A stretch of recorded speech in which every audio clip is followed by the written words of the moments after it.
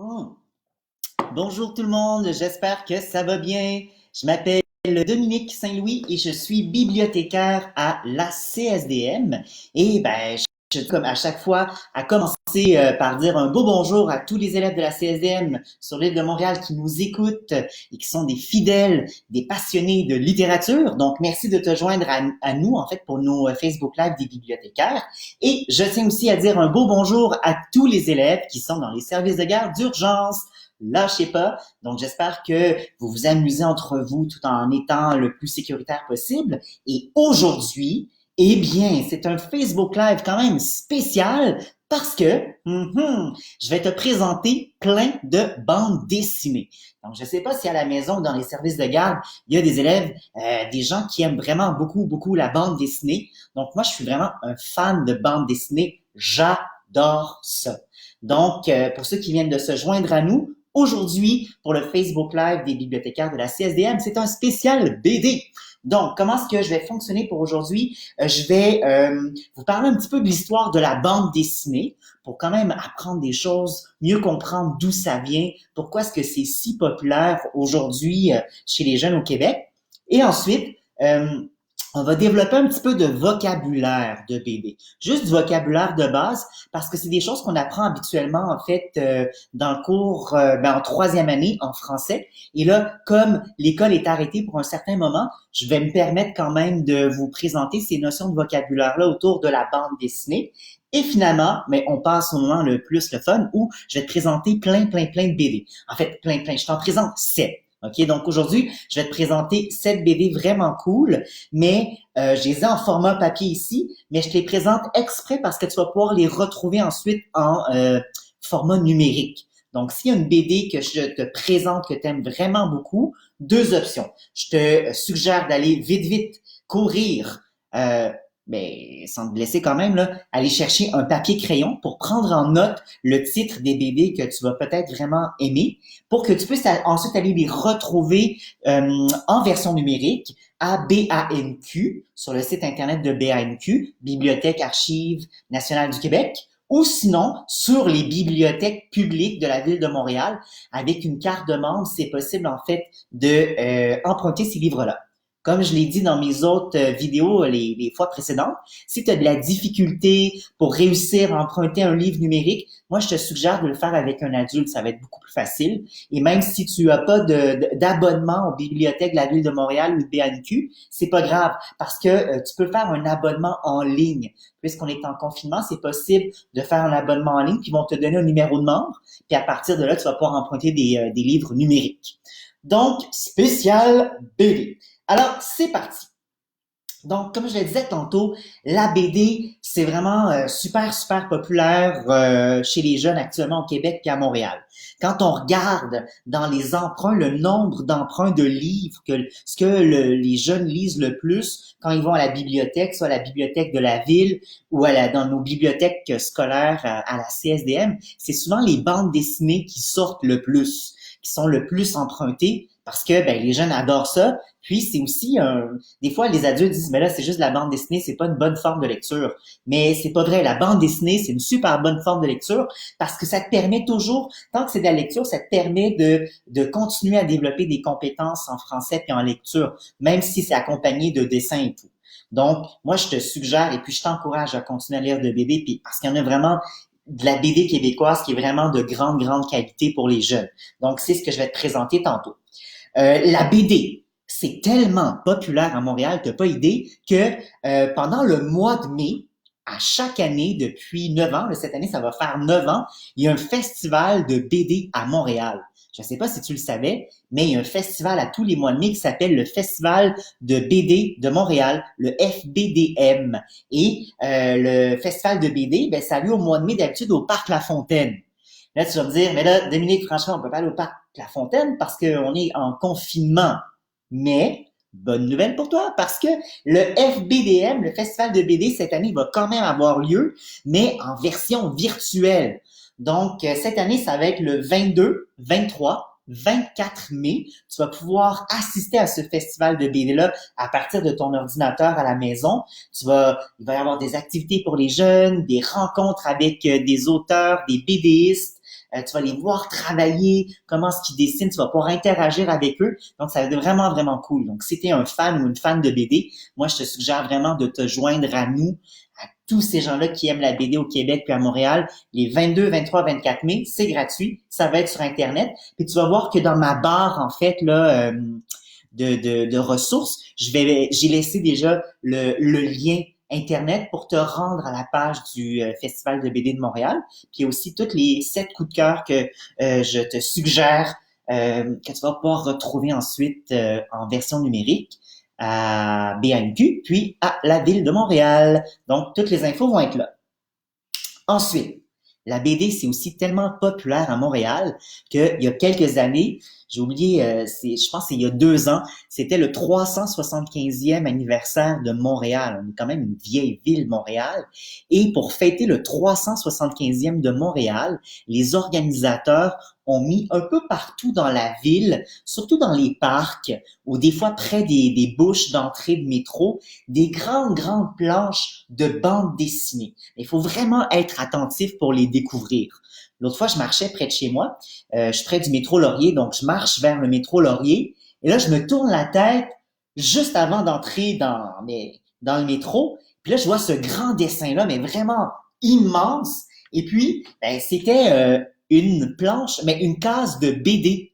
Donc, j'étais vraiment curieux. Et là, j'ai découvert que c'était en fait une case de BD de Michel Rabagliati, qui est un auteur, un BDiste quand même bien connu chez les adultes et chez les ados. C'est l'auteur en fait des BD Paul, qui sont super bonnes, qui a partagé son travail, mais vraiment en format géant, un peu partout dans la ville, en laissant comme ça des cases de BD de son personnage qui s'appelle Paul. Donc, il y a plusieurs Paul, Paul à Québec. Donc, je vais pas tous les énumérer, mais tu peux les retrouver aussi sur les bibliothèques. Et ben, c'est ça, en fait, je t'invite à être curieux et à être super attentif. La prochaine fois que tu prends une marche dans Montréal, des fois dans les parcs ou près des entrées de métro, pour essayer de découvrir ces grandes planches de BD-là de Michel Rabagliati. Finalement, ah oui, là tu vas me dire d'où est-ce que ça vient la BD? Peut-être que tu te poses la question, où est-ce que ça a commencé la BD en fait au Québec? Donc la BD, ça vient, l'origine de la BD au Québec, ça vient des journaux. Donc dans le journal, donc au début des années 1900 au Québec, c'est là qu'on a commencé à voir les premières traces de bandes dessinées pour les adultes et pour les jeunes dans les journaux. Donc plus spécifiquement dans 2 journaux, le journal La Patrie, qui n'existe plus aujourd'hui, et puis le journal La Presse, qui existe encore. Donc, ce qui était cool, c'est que les gens recevaient leur journal à la maison, et là, tu avais tout le temps comme une page, une section avec des petites BD pour les jeunes. Donc, t'imagines comment ça serait cool encore aujourd'hui de, à chaque matin, recevoir son journal à la maison, le journal des parents, puis là, d'avoir une partie de BD juste pour les jeunes. Donc, ça, c'était comme ça, en fait, c'était des longues séries de BD qui durait sur plusieurs semaines où on suivait les aventures d'un même personnage dans plusieurs éditions d'un même journal. Mais aujourd'hui, là, c'est plus comme ça parce que nos journaux, malheureusement, ben, ou heureusement, c'est le fun aussi, sont en version numérique sur les tablettes, mais il me semble qu'il n'y a plus de section de BD. Mais à l'origine, ça venait des journaux, les BD. Donc, sache-le. Maintenant, avant de te présenter mes 7 coups de cœur BD numériques, on va faire un petit peu de pédagogie. Donc, je retourne en 3e année du primaire. Si tu as déjà fait ta 3e année du primaire, c'est pas grave. Que tu es en 4, 5e, 6e année, c'est comme un petit récapitulatif. Si tu es en première, 2e année maternelle, tant mieux pour toi, tu vas apprendre des choses à l'avance. Donc, on développe du vocabulaire de bande dessinée. Juste pour utiliser les bons mots, en fait, quand on parle de BD, pour apprendre aussi un petit peu des choses. Donc, si j'ai une bande dessinée avec moi et je veux que tu utilises les bons mots la prochaine fois que tu parles d'une bande dessinée. Par exemple, j'ouvre ma BD ici. Regarde bien. Donc, dans une BD, en fait, quand on parle d'une page au complet de BD, on appelle ça, je sais pas si tu vois bien, comme ça ici, on appelle ça une planche. Donc, ça ici, c'est la planche, c'est la page au complet où on retrouve tous les dessins. Donc, une planche de BD. Par la suite, quand on décompose cette planche de BD-là, je sais pas si tu vois ou tu remarques, on dirait qu'il y a comme des lignes horizontales dans la manière d'organiser les dessins. Sur l'autre planche aussi, on les voit bien, hein, les lignes horizontales comme ça ici. Alors ça ici, ces lignes horizontales de dessin-là, on appelle ça des bandes. donc B-A-N-D-E, avec des dessins.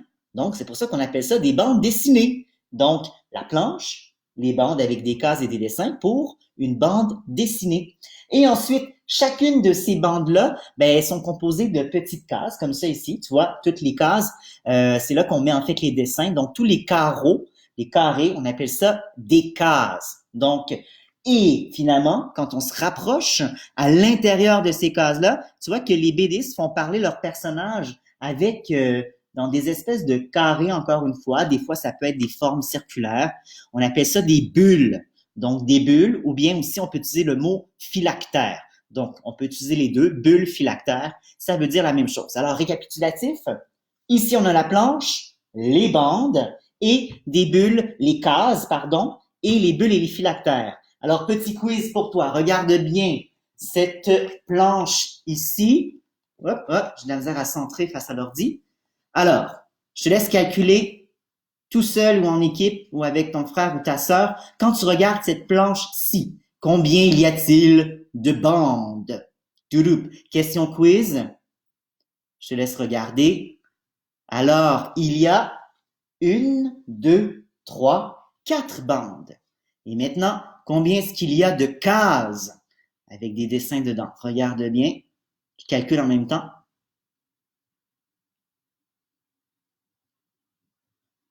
Il y a 9 cases. Bonne réponse. 1, 2, 3, 4, 5, 6, 7, 8, 9. 9 cases. Et il y a plusieurs personnages qui parlent dans des bulles et des phylactères. Et finalement, je termine avec les onomatopées. Là, tu vas me dire, c'est quoi ça, des onomatopées? Mais je suis sûr que tu connais ça. Hein? Des fois, ça vient... vos parents ont sûrement plein d'onomatopées en tête, là, ceux qui sont des fans de Batman, avec les pif, paf, pouf. Les onomatopées, en fait, ce sont des dessins qui représentent un peu des effets de bruit dans la BD. C'est comme des effets de bruitage au cinéma, mais dans la bande dessinée. Ici, j'en ai un bon exemple. Regarde bien la case ici. Alors, on a deux personnages qui ferment la porte de façon très forte et ça crée ici un slam. Donc, c'est un onomatopée. Ça veut dire que ça représente un peu finalement le bruit de la porte qui se ferme très violemment. Donc, on a écrit slam. Donc, slam, c'est un onomatopée. Et voilà. Donc, c'est tout pour notre vocabulaire. Maintenant, c'est la partie fun où je te présente plein de BD. Donc, si tu as un papier crayon, tu peux prendre en note les coups de cœur que tu as vraiment envie de lire. Tu vas pouvoir les retrouver ensuite en numérique sur BANQ ou les bibliothèques de la ville de Montréal. Alors, premier coup de cœur que je te présente, j'ai ici, moi, en version papier, mais tous ceux que je te présente, tu vas les avoir en numérique. Donc, l'agent Jean de l'auteur s'appelle, en fait, quand on parle d'un auteur de BD, le bon terme à utiliser, c'est un BDiste. Alors, le BDiste, c'est Alex A. Donc, je pense que il y en a sûrement plusieurs qui connaissaient déjà l'agent Jean. Hein. Je sais qu'à la maison, à chaque fois que je fais le tour des écoles, il y a plusieurs élèves qui sont en amour avec l'agent Jean. Je te le présente quand même parce que c'est cool de savoir qu'il est en version numérique. Donc, si tu as envie de les revoir, les relire, les redécouvrir, tu peux les emprunter à la bibliothèque sur le web. Donc, l'agent Jean, pour ceux qui le connaissent pas, c'est l'histoire en fait d'un agent secret un peu sourdoué, étourdi, qui travaille pour une grande agence, une organisation secrète qui œuvre contre les terroristes, les criminels, les complots gouvernementaux. Mais la particularité de l'agent Jean, on le voit ici, c'est lui, c'est qu'il est quand même un petit peu nono, je pourrais dire, un peu maladroit, puis il fait souvent beaucoup des gaffes. Mais malgré ses gaffes et tout ça, il réussit quand même toujours à accomplir ses missions secrètes au sein de l'agence. Donc, c'est vraiment super drôle, super le fun à lire. Donc, les dessins, les illustrations de Alex A sont vraiment dynamiques. Donc, si tu as envie de les redécouvrir ou de les découvrir, je te suggère l'agent Jean en numérique. Deuxième suggestion de BD numérique maintenant. Si tu es quelqu'un qui aime beaucoup les vacances, qui aime beaucoup les voyages, je pense que tu vas vraiment aimer ma prochaine suggestion lecture. Donc, je te présente les dragouilles. Donc, on en retrouve beaucoup quand même dans les bibliothèques scolaires, les dragouilles. Ce que j'aime des dragouilles, c'est que c'est comme des petites BD, mais on dirait aussi comme des livres de voyage. C'est vraiment cool. Donc, si tu aimes les vacances, voyager, tu vas vraiment aimer ça, les dragouilles. Chaque livre te présente une nouvelle ville. Comme par ici, par exemple, si j'ai un dragouille qui s'en va les Bleus de Toronto, donc on explore la ville de Toronto. J'en ai un ici sur la ville de San Francisco. Si c'est Tokyo. Et chacun de ces livres-là, de ces BD-là, mais va tout le temps présenter les petits personnages ici. Je sais pas si tu les vois bien. On dirait des espèces de patates cornues avec des cornes qui sont super drôles. Et c'est des BD qui sont un peu moitié BD. Donc, tu vois qu'à l'intérieur il y a de la BD, mais aussi texte informatif. Donc, tu peux apprendre des choses quand même sur la ville. Donc, c'est comme un peu une documentaire avec la bande dessinée. Donc, tu as des parties super drôles avec des blagues, avec des jeux et tout, où tu apprends des choses sur la ville, mais où en même temps, tu as une histoire fictive de la vie des dragouilles qui découvrent cette ville-là. Ah, c'est drôle, je suis tombé par hasard sur un dragouille qui fait des arcs-en-ciel. Ça tombe bien hein, pour le COVID. Donc, je te suggère, ça, c'est dans les dragouilles de San Francisco. Donc, les dragouilles, les BDistes ici, c'est Maxime Cyr et Karine Gotto. Tu vas les retrouver en version numérique à la BANQ et puis sur les bibliothèques de la Ville de Montréal. Maintenant, mesdames et messieurs, troisième proposition. Alors, je te propose maintenant. Ah oui, ça c'est québécois. C'est nouveau. Ça s'appelle Aventurosaure. Je pense qu'on est rendu au deuxième tome. J'espère que je dis pas de menterie, là, mais je crois bien qu'on est rendu au deuxième tome de Aventurosaure. Celui qui fait ça, le BDiste s'appelle Julien Paré-Sorel. Et ça, c'est vraiment un de mes coups de cœur. Si t'as quelque chose à lire et que tu t'ennuies puis t'as vraiment envie de découvrir quelque chose d'autre en BD québécoise, tu vas vraiment aimer ça, Aventurosaure. C'est l'histoire du petit dinosaure ici, qui s'appelle Rex. Tu vois, il est en bleu. C'est vraiment une histoire touchante. Rex, à chaque soir, il va retrouver son père qui est malade, qui va pas bien, au pied de son lit. Et puis ils ont un petit rituel le soir où son père, son papa, avant de s'endormir, lui raconte des histoires, des mythes, des légendes. Mais malheureusement, à un moment donné, le père est très malade et puis il va mourir. Mais juste avant de mourir et avant que le village soit incendié, donc je vous explique pas tout, je vais pas vous dévoiler tous les punchs, mais tu vois ici que dans l'image de la page couverture, le village est en feu. Donc juste avant de mourir, le père de Rex va lui laisser une épée mystérieuse et il va lui donner une espèce de mission secrète à accomplir.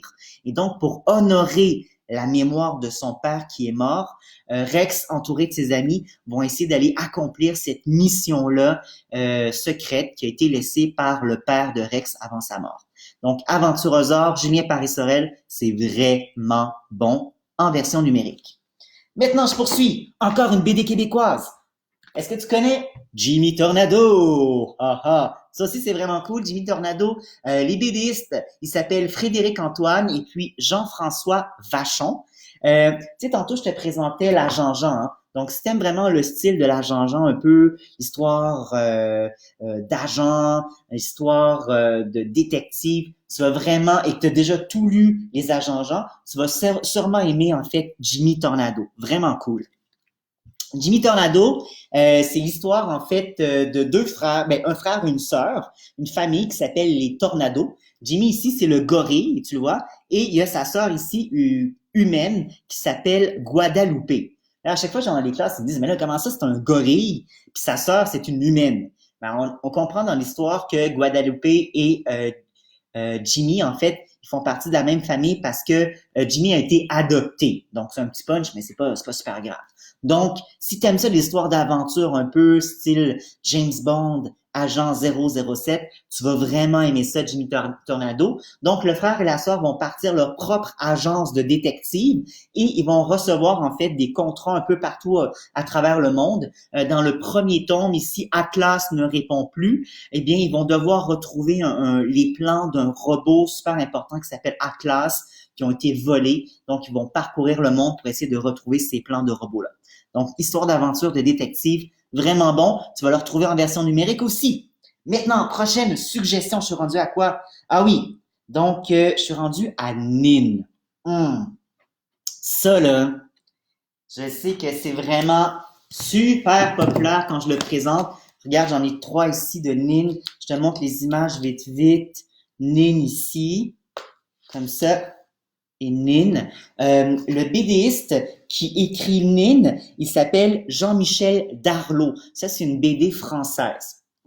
Donc, moi, je te suggère Nin. Si tu es quelqu'un qui aime un peu les histoires qui font peur, les histoires de suspense, les histoires qui donnent des frissons, qui donnent un peu les mains moites, tu vas vraiment aimer cette série de BD-là. C'est vraiment bon. Nin. Ça fait un petit peu peur, mais pas trop peur. C'est plus du suspense. C'est plus en fait une peur le fun. Donc c'est pas une peur parce que tu vas faire des mauvais rêves, là, mais c'est une peur le fun. Donc Nin, c'est l'histoire d'une petite fille. Ici on la voit. Nin, sa particularité, c'est que on comprend pas trop pourquoi au début, mais elle est née sans connaître ses parents. Donc, c'est une enfant ou qui connaît pas ses parents. Et puis, elle est née dans les métros de Paris, dans les souterrains de Paris. Puis, elle connaît pas ses parents. Et puis, elle est toute seule dans les souterrains du métro. Et des fois, elle a comme des souvenirs, des flashbacks de ses parents, de ses origines. Et puis, à travers de la série de BD, mais c'est ça, en fait, elle essaie de partir à la découverte de ses origines pour mieux comprendre pourquoi est-ce que elle habite dans un métro, pourquoi est-ce qu'elle est jamais sortie de Paris, pourquoi est-ce qu'elle connaît pas ses parents, pourquoi est-ce qu'elle est la seule aussi à voir des affaires un peu surnaturelles dans le métro, donc une espèce de tigre blanc invisible, mais que elle seule peut voir. Donc pourquoi tous ces mystères-là autour d'elle. Donc, à travers la série de BD qui fait un petit peu peur, on découvre en fait les origines et puis tous les secrets de Nin. Donc, c'est vraiment cool à lire. En version numérique, bien sûr. Finalement, il m'en reste 2 à te présenter. Je te présente prochaine suggestion de BD en numérique, les golems. Des fois, je présente en fait dans les écoles aussi les mangas. Et je sais qu'il y a beaucoup de jeunes qui ont aimé les Pokémon. Donc, si tu es quelqu'un qui a aimé les mangas Pokémon, soit à la télé ou bien en livre, ben, et que tu as envie de découvrir plus une BD qui s'inspire du manga, je te suggère vraiment les Golems. C'est super cool à lire. Ça ressemble un peu aux Pokémon. Donc, c'est l'histoire en fait d'un groupe de jeunes qui s'en vont étudier dans une école spéciale qui s'appelle Ikmadrasa. Ikmadrasa, c'est une école de magie et puis d'alchimie. Et chacun des élèves a un golem. Donc, les golems, c'est comme des espèces de petites bestioles magiques qui accompagnent les élèves. Et dans cette école de magie-là et d'alchimie, les élèves apprennent à dresser leur golem avec des tours de magie et d'alchimie. Et ensuite, ils vont faire des combats de golems entre eux pour que les golems utilisent leur tour de magie et d'alchimie. Et quand ils gagnent le combat, mais finalement, ils gagnent les pouvoirs de l'autre golem. Donc, c'est pour ça que je te dis ça ressemble un petit peu au Pokémon. Donc, si tu as aimé ce style-là un peu manga, tu vas le retrouver en BD avec Golem. Les BDistes, c'est un trio de BDistes qui s'appelle Nicolas Sauge, Sylvain Dos Santos et puis Jocelyn Azorin Lara. Donc, de toute façon, tu vas retrouver ça dans ma liste de ressources en haut de la vidéo. Puis ça aussi, tu peux le retrouver en BD numérique, les Golems. Je le suggère fortement. Finalement, dernière suggestion BD numérique. Ça ici, c'est québécois, c'est tout nouveau, tout chaud. Le deuxième tome, ça c'est le premier tome ici, ça s'appelle Crime à la ferme, l'affaire de l'œuf disparu. La BD, ça s'appelle Sandra Dumais. Je crois bien que c'est les éditions de La Courte Échelle, c'est tout ça? Je vais juste regarder. Ouais, c'est La Courte Échelle. Donc, le deuxième est sorti en mars. Si tu es un premier lecteur ou tu es en première, deuxième année, troisième année, et puis que tu commences à apprendre à lire puis à développer tes compétences en lecture, ça va être vraiment cool pour toi parce que c'est une BD vraiment pour les premiers lecteurs, pour apprendre à lire ou juste pour découvrir la BD. Si tu es quelqu'un qui dit, ben moi, j'aime pas trop ça la BD ou j'aime pas les histoires qui sont trop longues, ça c'est super facile à lire, c'est en couleur, c'est vraiment drôle, vraiment amusant. Tu vas aimer ça. Crime à la ferme, c'est l'histoire en fait d'une poule, on la voit ici, qui s'est fait voler son œuf à la ferme. Elle se réveille un matin et elle dit « Ah, j'ai perdu mon œuf ». Donc, pour retrouver l'œuf disparu, ils vont faire appel en fait à la biche détective qui est ici. Et à travers l'aventure, on va découvrir le mystère de la disparition de l'œuf.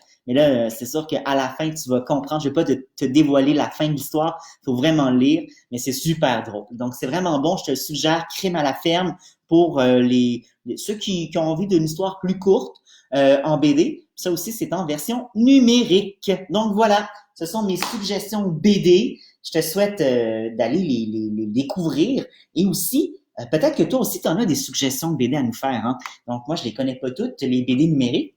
Mais si tu es à la maison et qu'une BD que tu dis, ah ouais, ça cette BD-là, là, c'est vraiment mon coup de cœur à moi, elle est vraiment, vraiment, vraiment bonne, et j'aimerais ça que d'autres jeunes lisent cette BD-là tellement que c'est bon, ben je t'invite juste en bas de la vidéo, dans la barre de commentaires, à venir nous écrire le titre de ta BD, qu'elle soit en numérique ou en version papier seulement, justement pour créer un esprit de partage et puis que tu puisses partager ta suggestion de lecture avec d'autres jeunes qui aiment la BD, avec d'autres fans de BD. Donc, si tu as des suggestions de BD, n'hésite pas à écrire en fait dans la barre de commentaires tes BD préférés. Donc, voilà, mes bons amis. J'espère que ça te donne plein de suggestions et d'envie de lecture, que j'ai réussi à te faire des piqûres de lecture. Piqûre de lecture, c'est quoi? C'est comme une piqûre de maringouin, ça pique. Mais moi, c'est une piqûre dans la tête, dans le cerveau. Où est-ce que là, j'ai envie que tu sortes de cette vidéo-ci en disant, ce livre-là, cette BD-là, ça a l'air vraiment trop, trop, trop, trop bon. Il faut absolument que je la trouve pour pouvoir la lire. Donc, j'espère avoir réussi à te transmettre cette envie de la lecture-là. Et puis, on se voit dans un autre Facebook Live tout bientôt avec d'autres bibliothécaires, donc à tous les lundis, mercredis, vendredis à 15 heures. Donc, bye bye tout le monde. Je te souhaite des super belles lectures. Bye bye, à plus.